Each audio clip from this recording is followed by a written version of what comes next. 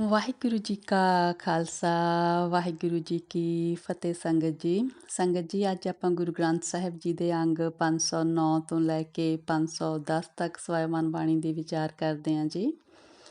ਕੱਲ ਸ਼ੁਰੂ ਹੋਈ ਸੀ ਤੀਜੇ ਪਾਤਸ਼ਾਹ ਜੀ ਦੀ ਗੂਜਰੀ ਕੀ ਵਾਰ ਮਹੱਲਾ ਤੀਜਾ, ਉਹ ਚੱਲ ਰਹੀ ਹੈ ਜੀ। ਆਓ ਆਪਾਂ ਗੁਰਬਾਣੀ ਦੀ ਲੜੀ ਨਾਲ ਜੁੜੀਏ ਸੰਗਤ ਜੀ। ਵਾਹਿਗੁਰੂ ਜੀ। ਸ਼ਲੋਕ ਮਹੱਲਾ ਤੀਜਾ। ਸਾਹਿਬ ਮੇਰਾ ਸਦਾ ਹੈ, ਦਿਸੇ ਸ਼ਬਦ ਕਮਾਏ। ਓਹੋ ਹਾਣੀ ਕਦੇ ਨਾਹੇ, ਨਾ ਆਵੈ ਨਾ ਜਾਏ। ਸਦਾ ਸਦਾ ਜੋ ਸੇਵੀਐ, ਸਦਾ ਸਦਾ ਸੋ ਸੇਵੀਐ। ਜੋ ਸਭ ਮੈਂ ਰਹੇ ਸਮਾਏ। ਅਵਰ ਦੂਜਾ ਕਿਉ ਸੇਵੀਐ, ਜੰਮੈ ਤੈ ਮਰ ਜਾਏ। ਨਿਹਫਲ ਤਿਨ ਕਾ ਜੀਵਿਆ, ਜੇ ਖਸਮ ਨਾ ਜਾਣੈ। ਆਪਣਾ ਅਵਰੀ ਕੋ ਚਿਤ ਲਾਏ। ਨਾਨਕ ਏਵ ਨ ਜਾਪਈ, ਕਰਤਾ ਕੇਤੀ ਦੇ ਸਜਾਏ। ਹਾਂਜੀ ਸੰਗਤ ਜੀ, ਗੁਰੂ ਅਮਰਦਾਸ ਜੀ ਕਹਿੰਦੇ ਨੇ ਕਿ ਮੇਰਾ ਸਾਹਿਬ ਸਦਾ ਹੈ, ਪਰਮੇਸ਼ਰ ਹਮੇਸ਼ਾ ਹੀ ਰਹਿਣ ਵਾਲਾ ਹੈ।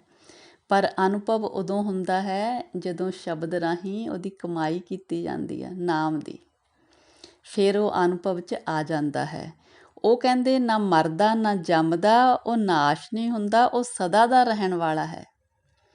ਕਹਿੰਦੇ ਸਦਾ ਸਦਾ ਸੋ ਸੇਵੀਐ, ਜੋ ਸਭ ਮੈਂ ਰਹੇ ਸਮਾਏ। ਕਹਿੰਦੇ ਉਸ ਪਰਮੇਸ਼ਰ ਦੀ ਸੇਵਾ ਭਗਤੀ ਕਰੀਏ ਜੋ ਸਾਰਿਆਂ ਵਿੱਚ ਵਿਆਪਕ ਹੈ। ਕਹਿੰਦੇ ਹੋਰ ਦੂਜੇ ਦੀ ਸੇਵਾ ਭਗਤੀ ਕਿਉਂ ਕਰੀਏ ਜੋ ਜੰਮਦੇ ਤੇ ਮਰਦੇ ਨੇ, ਉਹਦੀ ਕਰੀਏ ਜੋ ਸਦਾ ਦੇ ਰਹਿਣ ਵਾਲਾ ਹੈ।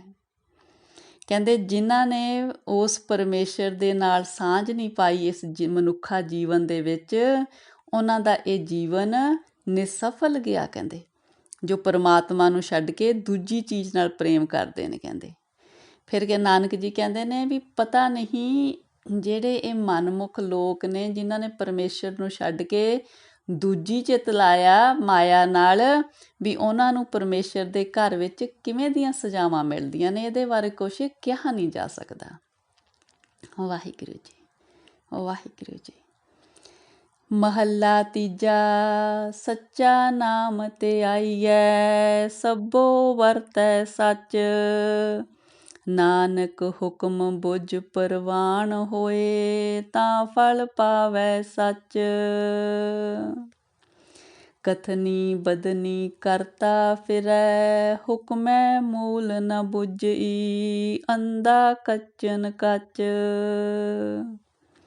ਹਾਂਜੀ ਸੰਗਤ ਜੀ, ਪਾਤਸ਼ਾਹ ਕਹਿੰਦੇ ਨੇ ਉਸ ਪਰਮੇਸ਼ਰ ਦਾ ਨਾਮ ਤੇ ਆਈਏ ਜੋ ਸਦਾ ਹੀ ਸੱਚ ਹੈ, ਜੋ ਸਾਰਿਆਂ ਦੇ ਵਿੱਚ ਵਰਤ ਰਿਹਾ ਹੈ। ਕਹਿੰਦੇ ਉਹਦਾ ਹੁਕਮ ਬੁੱਝ ਕੇ ਕਹਿੰਦੇ ਜੋ ਜੀਵ ਉਸ ਦੀ ਦਰਗਾਹ ਵਿੱਚ ਪ੍ਰਵਾਨ ਹੋ ਜਾਂਦੇ ਨੇ, ਉਹ ਉਸ ਸੱਚੇ ਵਿੱਚ ਸਮਾਈ ਹਾਸਲ ਕਰ ਲੈਂਦੇ ਨੇ। ਉਹਨਾਂ ਦਾ ਆਵਾਗਮਨ ਦਾ ਚੱਕਰ ਖਤਮ ਹੋ ਜਾਂਦਾ। ਹੋਰ ਜੀਵ ਕਹਿੰਦੇ ਜਿਹੜੇ ਉਹਦਾ ਨਾਮ ਤਾਂ ਨਹੀਂ ਜਪਦੇ, ਨਿਰੀਆਂ ਗੱਲਾਂ ਹੀ ਕਰਦੇ ਨੇ, ਉਹਦੀ ਰਜ਼ਾ ਨੂੰ ਨਹੀਂ ਮੰਨਦੇ, ਉਹ ਕਹਿੰਦੇ ਕੱਚੇ ਦੇ ਕੱਚੇ ਰਹਿੰਦੇ ਨੇ ਤੇ ਆਵਾਗਮਨ ਦੇ ਚੱਕਰ ਵਿੱਚ ਪਏ ਰਹਿੰਦੇ ਨੇ, ਅਗਿਆਨਤਾ ਵਿੱਚ ਨੇ।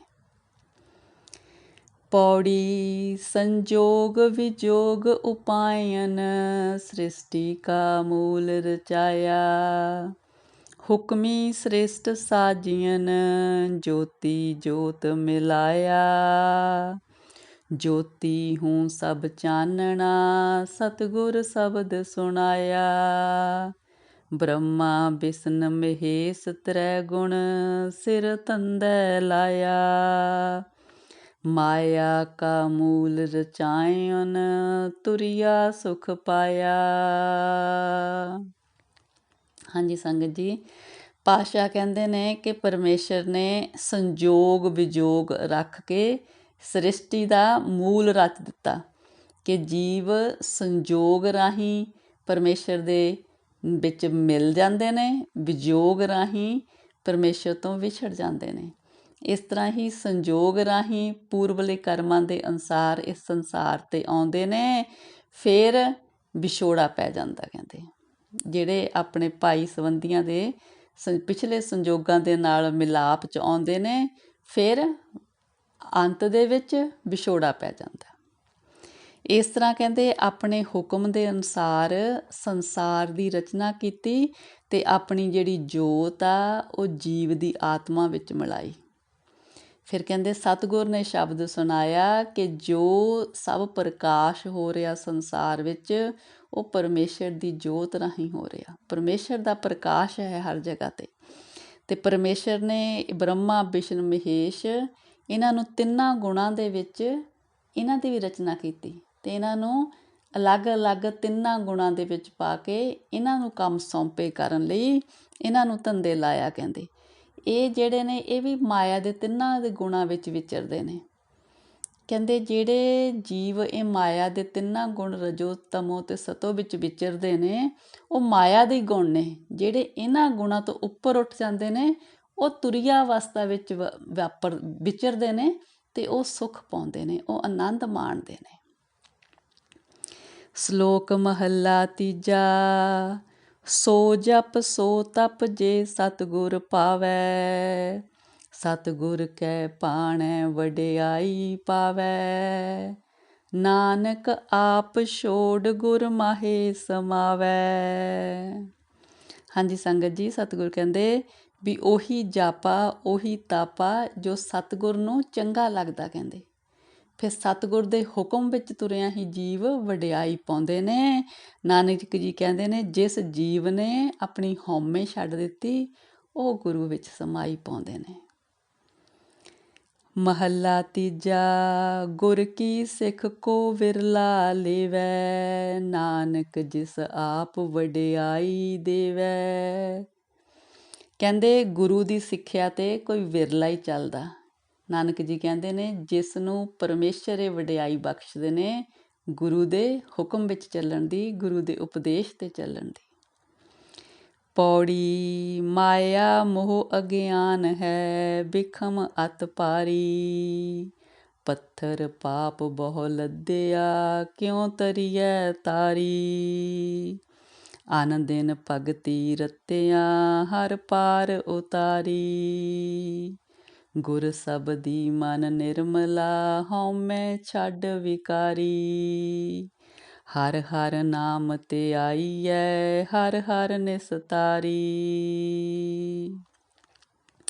ਹਾਂਜੀ ਸੰਗਤ ਜੀ, ਪੌੜੀ ਦੇ ਵਿੱਚ ਪਹਿਲਾਂ ਪਾਤਸ਼ਾਹ ਆਪ ਹੀ ਕਰਦੇ ਨੇ, ਸਵਾਲ ਕਰਦੇ ਨੇ, ਫਿਰ ਆਪ ਹੀ ਜਵਾਬ ਦਿੰਦੇ ਨੇ।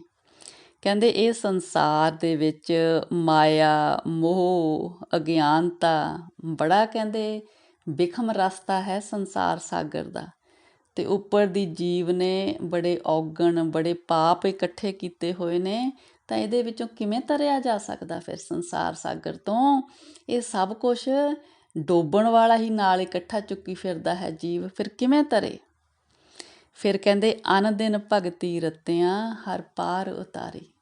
ਜੋ ਹਰ ਵਕਤ ਉਸ ਪਰਮੇਸ਼ਰ ਦੀ ਸੇਵਾ ਭਗਤੀ ਕਰਦੇ ਨੇ ਉਹਨਾਂ ਨੂੰ ਪਰਮੇਸ਼ਰ ਪਾਰ ਲਾ ਦਿੰਦੇ ਨੇ।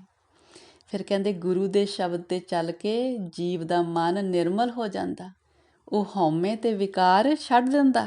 ਫਿਰ ਇਸ ਤਰ੍ਹਾਂ ਕਹਿੰਦੇ ਹਰ ਹਰ ਨਾਮ ਧਿਆਈਏ, ਹਰ ਹਰ ਨਿਸਤਾਰੀ। ਕਹਿੰਦੇ ਉਸ ਪਰਮੇਸ਼ਰ ਦਾ ਨਾਮ ਧਿਆਈਏ, ਉਹ ਪਰਮੇਸ਼ਰ ਇਸ ਸੰਸਾਰ ਸਾਗਰ ਤੋਂ ਡੁੱਬਦਿਆਂ ਨੂੰ ਪਾਰ ਲਾ ਦਿੰਦੇ ਨੇ।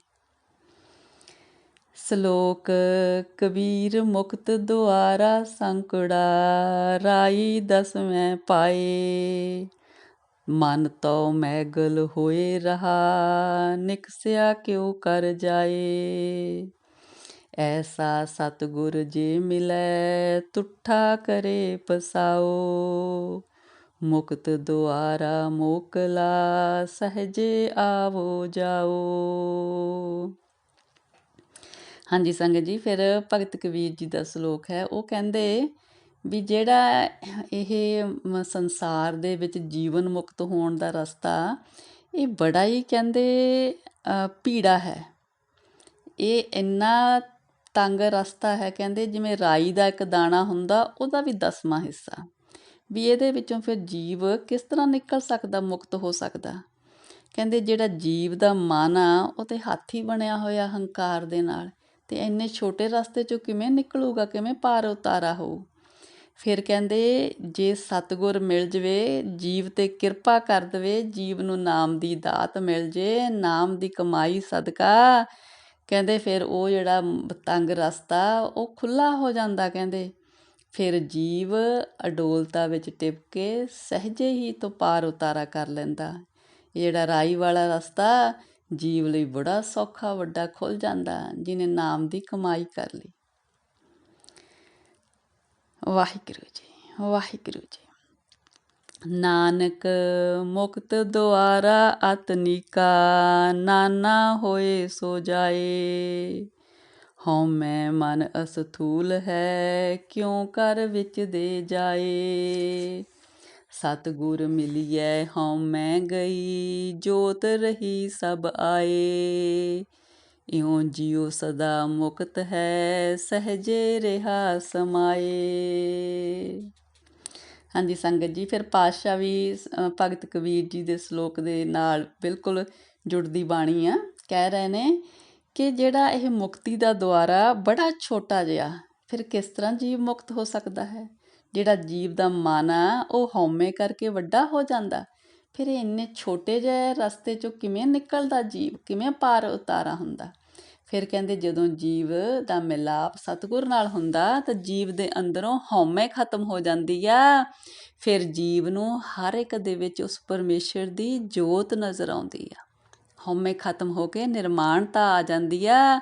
ਇਸ ਤਰ੍ਹਾਂ ਜੀਵ ਫਿਰ ਅਡੋਲਤਾ ਵਿੱਚ ਟਿਕ ਜਾਂਦਾ ਤੇ ਜੀਵ ਫਿਰ ਮੁਕਤੀ ਪਾ ਲੈਂਦਾ, ਜੀਵਨ ਮੁਕਤ ਹੋ ਜਾਂਦਾ ਵਿਕਾਰਾਂ ਤੋਂ, ਮਾਇਆ ਤੋਂ, ਔਗਣਾਂ ਤੋਂ।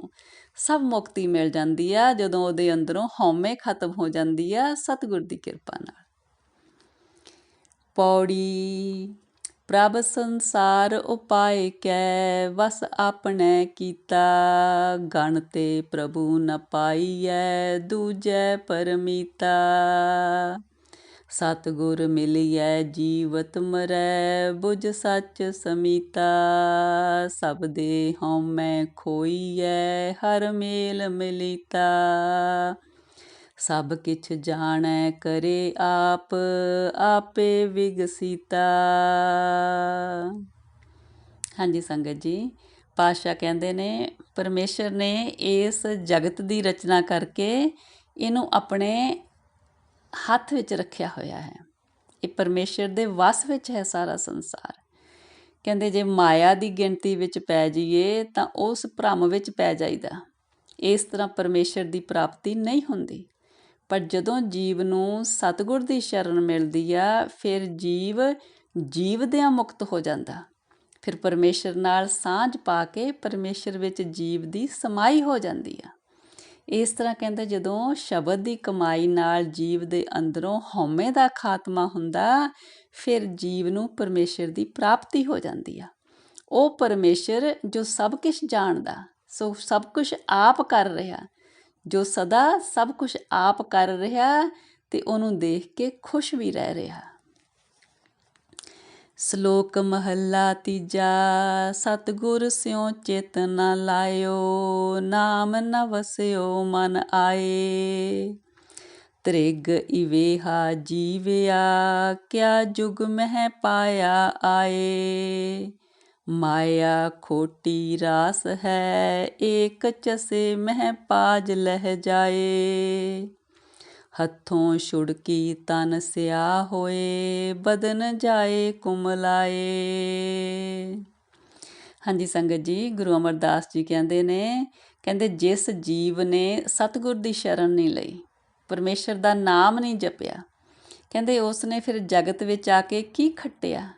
ਇਹੋ ਜਿਹਾ ਜੀਵਨ ਤੇ ਕਹਿੰਦੇ ਵਿਅਰਥ ਹੈ। ਕਹਿੰਦੇ ਜੇ ਕਹਿੰਦੇ ਉਹ ਮਾਇਆ ਦੇ ਵਿੱਚ ਹੀ ਗਲਤਾਨ ਰਿਹਾ, ਮਾਇਆ ਤੇ ਝੂਠੀ ਆ, ਕਹਿੰਦੇ ਇੱਕ ਪਲ ਵਿੱਚ ਖਤਮ ਹੋ ਜਾਂਦੀ ਆ। ਇਹਦਾ ਜਿਹੜਾ ਪਰਦਾ ਫਾਸ਼ ਹੋ ਜਾਂਦਾ ਮਾਇਆ ਦਾ, ਜਦੋਂ ਕਹਿੰਦੇ ਜੀਵ ਦੇ ਹੱਥੋਂ ਮਾਇਆ ਖਿਸਕਦੀ ਆ ਤਾਂ ਜੀਵ ਦਾ ਜਿਹੜਾ ਤਨ ਹੈ ਕਾਲਾ ਸਿਆਹ ਹੋ ਜਾਂਦਾ। ਜੀਵ ਦੇ ਜਿਵੇਂ ਸਰੀਰ ਵਿੱਚੋਂ ਜਾਨ ਨਿਕਲ ਜਾਂਦੀ ਹੈ ਜਦੋਂ ਉਹਦੇ ਹੱਥੋਂ ਮਾਇਆ ਖਿਸਕਦੀ ਹੈ, ਇੰਨਾ ਮਾਇਆ ਨੂੰ ਪਿਆਰ ਕਰਦਾ ਜੀਵ।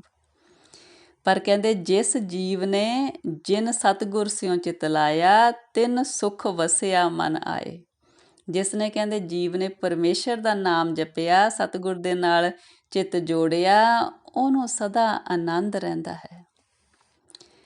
ਹਰ ਨਾਮ ਤੇ ਆਵੈ ਰੰਗ ਸਿਉ, ਹਰ ਨਾਮ ਰਹੇ ਲਿਵ ਲਾਏ। ਨਾਨਕ ਸਤਿਗੁਰ ਸੋ ਤਨ ਸੌਂਪਿਆ, ਜੇ ਜੀ ਮੈਂ ਰਿਹਾ ਸਮਾਏ। ਰੰਗ ਤਿਸੇ ਕੋ ਅਗਲਾ, ਵੰਨੀ ਚੜ੍ਹੈ ਚੜ੍ਹਾਏ। ਜਿਸ ਜੀਵ ਨੇ ਕਹਿੰਦੇ ਸਤਿਗੁਰ ਦੀ ਸ਼ਰਨ ਲਈ ਆ, ਉਹ ਜੀਵ ਹਮੇਸ਼ਾ ਪਰਮੇਸ਼ਰ ਦਾ ਨਾਮ ਧਿਆਉਂਦੇ ਨੇ, ਹਮੇਸ਼ਾ ਪ੍ਰੇਮ ਵਿੱਚ ਰਹਿੰਦੇ ਨੇ, ਪਰਮੇਸ਼ਰ ਦੇ ਪ੍ਰੇਮ ਰੰਗ ਵਿੱਚ ਰੰਗੇ ਰਹਿੰਦੇ ਨੇ, ਪਰਮੇਸ਼ਰ ਦੇ ਚਰਨਾਂ ਵਿੱਚ ਲਿਵ ਲਾਈ ਰੱਖਦੇ ਨੇ। ਕਹਿੰਦੇ ਪਰਮੇਸ਼ਰ ਨੇ ਸਤਿਗੁਰ ਨੂੰ ਇਹੋ ਜਿਹਾ ਧਨ ਸੌਂਪਿਆ, ਨਾਮਦਾਨ, ਜਿਹਦੇ ਵਿੱਚ ਸਤਿਗੁਰ ਹਮੇਸ਼ਾ ਲੀਨ ਹੈ। ਫਿਰ ਜਿਸ ਨੂੰ ਇਹ ਨਾਮ ਧਨ ਦੀ ਦਾਤ ਮਿਲਦੀ ਹੈ, ਉਸ ਨੂੰ ਵੀ ਕਹਿੰਦੇ ਪਰਮੇਸ਼ਰ ਦੇ ਪ੍ਰੇਮ ਦਾ ਰੰਗ ਚੜ੍ਹ ਜਾਂਦਾ, ਜੋ ਸਦਾ ਵੱਧਦਾ ਹੀ ਜਾਂਦਾ ਹੈ। ਮਹੱਲਾ ਤੀਜਾ। ਮਾਇਆ ਹੋਈ ਨਾਗਨੀ, ਜਗਤ ਰਹੀ ਲਪਟਾਏ। ਇਸ ਕੀ ਸੇਵਾ ਜੋ ਕਰੇ, ਤਿਸ ਹੀ ਕੋ ਫਿਰ ਖਾਏ। ਗੁਰਮੁਖ ਕੋਈ ਗਾਰੜੂ, ਤਿਨ ਮਲ ਦਲ ਲਾਈ ਪਾਏ। ਨਾਨਕ ਸੇਈ ਉਬਰੇ, ਜੇ ਸੱਚ ਰਹੇ ਲਿਵ ਲਾਏ। ਹਾਂਜੀ ਸੰਗਤ ਜੀ, ਪਾਤਸ਼ਾਹ ਕਹਿੰਦੇ ਨੇ ਜਿਹੜੀ ਮਾਇਆ ਹੈਗੀ ਆ, ਕਹਿੰਦੇ ਉਹ ਜਗਤ ਵਿੱਚ ਨਾਗਨੀ ਵਾਂਗ ਹੈ, ਸਾਰੇ ਜਗਤ ਨੂੰ ਆਪਣੀ ਲਪੇਟ ਵਿੱਚ ਲਿਆ ਹੋਇਆ। ਕਹਿੰਦੇ ਜਿਸ ਤਰ੍ਹਾਂ ਹੁੰਦਾ ਨਾ ਵੀ ਜਿਹੜਾ ਸੱਪ ਨੂੰ ਦੁੱਧ ਪਿਲਾਉਂਦਾ, ਸੱਪ ਉਹਨੂੰ ਹੀ ਡੰਗ ਮਾਰਦਾ, ਜਿਹੜਾ ਕਹਿੰਦੇ ਇਹਦੀ ਮਾਇਆ ਦੀ ਸੇਵਾ ਭਗਤੀ ਕਰਦਾ ਨਾ, ਇਹ ਕਹਿੰਦੇ ਫਿਰ ਉਹਨੂੰ ਹੀ ਖਾਂਦੀ ਆ। ਜੋ ਕਹਿੰਦੇ ਕੋਈ ਗੁਰੂ ਦੇ ਸਨਮੁਖ ਰਹਿ ਕੇ ਜੀਵ, ਕੋਈ ਗਾਰੜੂ, ਜਿਵੇਂ ਹੁੰਦਾ ਨਾ ਕਿ ਗਾਰੜੂ ਮੰਤਰ ਜਿਨ੍ਹਾਂ ਕੋਲ ਹੁੰਦਾ, ਫਿਰ ਉਹ ਸੱਪ ਨੂੰ ਵਸ ਵਿੱਚ ਕਰ ਲੈਂਦੇ ਨੇ। ਇਸ ਤਰ੍ਹਾਂ ਹੀ ਜਿਸ ਨੇ ਵਾਹਿਗੁਰੂ ਗੁਰਮੰਤਰ ਜਪਿਆ, ਉਹਨੇ ਫਿਰ ਕਹਿੰਦੇ ਇਸ ਮਾਇਆ ਸੱਪਣੀ ਨੂੰ ਵੀ ਆਪਣੇ ਵਸ ਵਿੱਚ ਕਰ ਲਿਆ। ਫਿਰ ਉਹਦੇ ਪੈਰ ਚੁੰਮਦੀ ਆ ਮਾਇਆ, ਜਿਹਨੇ ਵਾਹਿਗੁਰੂ ਗੁਰਮੰਤਰ ਦਾ ਜਾਪ ਕਰ ਲਿਆ। ਫਿਰ ਨਾਨਕ ਜੀ ਕਹਿੰਦੇ ਨੇ ਉਹੀ ਇਸ ਸੰਸਾਰ ਸਾਗਰ ਤੋਂ ਤਰਦੇ ਨੇ, ਜਿਨ੍ਹਾਂ ਨੇ ਪਰਮੇਸ਼ਰ ਦੇ ਚਰਨਾਂ ਵਿੱਚ ਲਿਵ ਲਾਈ ਹੈ। ਪੌੜੀ। ਢਾਡੀ ਕਰੇ ਪੁਕਾਰ, ਪ੍ਰਭੂ ਸੁਣਾਏ ਸੀ। ਅੰਦਰ ਤੀਰਕ ਹੋਏ, ਪੂਰਾ ਪਾਏ ਸੀ। ਜੋ ਤੁਰ ਲਿਖਿਆ ਲੇਖ, ਸੇ ਕਰਮ ਕਮਾਏ ਸੀ। ਜਾ ਹੋਵੈ ਖਸਮ ਦਿਆਲ, ਤਾਂ ਮਹਿਲ ਕਰ ਪਾਏ ਸੀ। ਸੋ ਪ੍ਰਭ ਮੇਰਾ ਅਤ ਵੱਡਾ, ਗੁਰਮੁਖ ਮੇ ਲਾਏ ਸੀ। ਹਾਂਜੀ ਸੰਗਤ ਜੀ, ਪਾਤਸ਼ਾਹ ਕਹਿੰਦੇ ਨੇ ਜਦੋਂ ਜੀਵ ਕਹਿੰਦੇ ਢਾਡੀ ਬਣ ਕੇ ਪਰਮੇਸ਼ਰ ਦੇ ਦਰ ਤੇ ਅਰਜ਼ੋਈ ਕਰਦਾ, ਅਰਦਾਸ ਕਰਦਾ, ਤਾਂ ਪਰਮੇਸ਼ਰ ਜੀਵ ਦੀ ਅਰਦਾਸ ਸੁਣ ਲੈਂਦਾ, ਤਾਂ ਉਸ ਜੀਵ ਦੇ ਅੰਦਰ ਧੀਰਜ ਆ ਜਾਂਦਾ ਤੇ ਪਰਮੇਸ਼ਰ ਦੇ ਨਾਲ ਮਿਲਾਪ ਹੋ ਜਾਂਦਾ। ਜਿਸ ਤਰ੍ਹਾਂ ਦੇ ਕਹਿੰਦੇ ਪੂਰਵਲੇ ਕਰਮ ਨੇ, ਇਸ ਜਨਮ ਦੇ ਵਿੱਚ ਵੀ ਜੀਵ ਆਪਣੇ ਲੇਖਾਂ ਦੇ ਅਨੁਸਾਰ ਕਰਮ ਕਰ ਰਹੇ ਨੇ। ਜਦੋਂ ਪਰਮੇਸ਼ਰ ਕਹਿੰਦੇ ਕਿਸੇ ਜੀਵ ਤੇ ਦਿਆਲ ਹੁੰਦੇ ਨੇ, ਤਾਂ ਉਹ ਜੀਵ ਪਰਮੇਸ਼ਰ ਦਾ ਮਹਿਲ ਪ੍ਰਾਪਤ ਕਰ ਲੈਂਦੇ ਨੇ, ਪਰਮੇਸ਼ਰ ਦੇ ਚਰਨਾਂ ਦੀ ਪ੍ਰੀਤ ਪ੍ਰਾਪਤ ਕਰ ਲੈਂਦੇ ਨੇ। ਕਹਿੰਦੇ ਉਹ ਮੇਰਾ ਪਰਮੇਸ਼ਰ ਸਭ ਤੋਂ ਵੱਡਾ, ਗੁਰੂ ਦੇ ਰਾਹੀਂ ਕਹਿੰਦੇ ਉਹਦਾ ਮਿਲਾਪ ਹੋ ਜਾਂਦਾ। ਸ਼ਲੋਕ ਮਹੱਲਾ ਤੀਜਾ। ਸਭਨਾ ਕਾ ਸਹੁ ਏਕ ਹੈ, ਸਦ ਹੀ ਰਹੇ ਹਜੂਰ। ਨਾਨਕ ਹੁਕਮ ਨ ਮੰਨਈ, ਤਾਂ ਕਰ ਹੀ ਅੰਦਰ ਦੂਰ। ਹੁਕਮ ਵੀ ਤਿਨਾ ਮਿਨਾਏ ਸੀ, ਜਿਨ ਕੋ ਨਦਰ ਕਰੇ। ਹੁਕਮ ਵੀ ਤਿਨਾ ਮਨਾਏ ਸੀ, ਜਿਨ ਕੋ ਨਦਰ ਕਰੇ। ਹੁਕਮ ਮਨ ਸੁਖ ਪਾਇਆ, ਪ੍ਰੇਮ ਸੁਹਾਗਣ ਹੋਏ। ਹਾਂਜੀ ਸੰਗਤ ਜੀ, ਗੁਰੂ ਅਮਰਦਾਸ ਜੀ ਕਹਿੰਦੇ ਨੇ ਕਿ ਉਹ ਪਰਮਾਤਮਾ ਸਾਰਿਆਂ ਦਾ ਮਾਲਕ ਹੈ, ਸਾਡਾ ਸਭ ਦਾ ਮਾਲਕ ਉਹ ਇੱਕ ਪਰਮੇਸ਼ਰ ਹੈ, ਤੇ ਉਹ ਸਦਾ ਹੀ ਸਾਡੇ ਅੰਗ ਸੰਗ ਹੈ। ਪਰ ਨਾਨਕ ਜੀ ਕਹਿੰਦੇ ਨੇ ਉਸ ਪਰਮੇਸ਼ਰ ਦਾ ਹੁਕਮ ਜੋ ਮੰਨਦੇ ਨੇ ਉਹਨਾਂ ਲਈ ਪਰਮੇਸ਼ਰ ਅੰਗ ਸੰਗ ਹੈ। ਜੋ ਪਰਮੇਸ਼ਰ ਦਾ ਹੁਕਮ ਨਹੀਂ ਮੰਨਦੇ, ਪਰਮੇਸ਼ਰ ਅੰਗ ਸੰਗ ਹੁੰਦਿਆਂ ਵੀ ਉਹਨਾਂ ਲਈ ਦੂਰ ਹੀ ਜਾਪਦਾ ਹੈ। ਫਿਰ ਕਹਿੰਦੇ ਆਪਣਾ ਜਿਹੜਾ ਹੁਕਮ ਆ, ਪਰਮੇਸ਼ਰ ਆਪਣੀ ਰਜ਼ਾ ਵੀ ਉਹਨੂੰ ਹੀ ਮਿੱਠੀ ਲਾਉਂਦੇ ਨੇ ਜਿਹਦੇ ਉੱਪਰ ਮਿਹਰ ਦੀ ਨਜ਼ਰ ਕਰਦੇ ਨੇ। ਜਿਸ ਨੇ ਕਹਿੰਦੇ ਪਰਮੇਸ਼ਰ ਦਾ ਭਾਣਾ ਮੰਨਿਆ, ਰਜ਼ਾ ਮਿੱਠੀ ਕਰਕੇ ਮੰਨੀ, ਉਹ ਵੱਡੇ ਭਾਗਾਂ ਵਾਲੇ ਹੋ ਗਏ ਜੀਵ। ਉਹਨਾਂ ਨੇ ਪਰਮੇਸ਼ਰ ਦਾ ਭਾਣਾ ਰਜ਼ਾ ਮਿੱਠੀ ਕਰਕੇ ਮੰਨੀ ਅਤੇ ਉਹ ਵੱਡੇ ਭਾਗਾਂ ਵਾਲੇ ਬਣ ਗਏ ਅਤੇ ਉਹਨਾਂ ਨੇ ਹੀ ਪਰਮੇਸ਼ਰ ਦੇ ਮਿਲਾਪ ਦਾ ਆਨੰਦ ਸੁੱਖ ਮਾਣਿਆ ਹੈ। ਜਿਨ੍ਹਾਂ ਨੇ ਉਹਦਾ ਹੁਕਮ ਜਾਣਿਆ ਹੈ ਅਤੇ ਉਹ ਪਰਮੇਸ਼ਰ ਦੀ ਮਿਹਰ ਸਦਕਾ। ਹਾਂਜੀ ਸੰਗਤ ਜੀ, ਇੰਨੀਆਂ ਵਿਚਾਰਾਂ ਪ੍ਰਵਾਨ ਕਰਨੀਆਂ ਜੀ, ਵਿਚਾਰਾਂ ਦੀ ਸਾਂਝ ਪਾਉਂਦਿਆਂ ਹੋਈਆਂ ਅਨੇਕਾਂ ਗਲਤੀਆਂ ਬਖਸ਼ਣੀਆਂ ਜੀ। ਸਤਿਗੁਰੂ ਜੀ ਪਰਮੇਸ਼ਰ ਜੀ ਆਪ ਦੀ ਤੁਰਕੀ ਬਾਣੀ ਦੀ ਵਿਚਾਰ ਕਰਦਿਆਂ, ਬਾਣੀ ਪੜ੍ਹਦਿਆਂ ਹੋਈਆਂ ਬੇਅੰਤ ਗਲਤੀਆਂ ਇਸ ਬੱਚੀ ਨੂੰ ਅਣਜਾਣ ਸਮਝ ਕੇ ਬਖਸ਼ਣੀਆਂ ਜੀ। ਅੱਗੇ ਤੋਂ ਸਮੱਤ ਦੇਣੀ ਸਤਿਗੁਰੂ ਜੀ।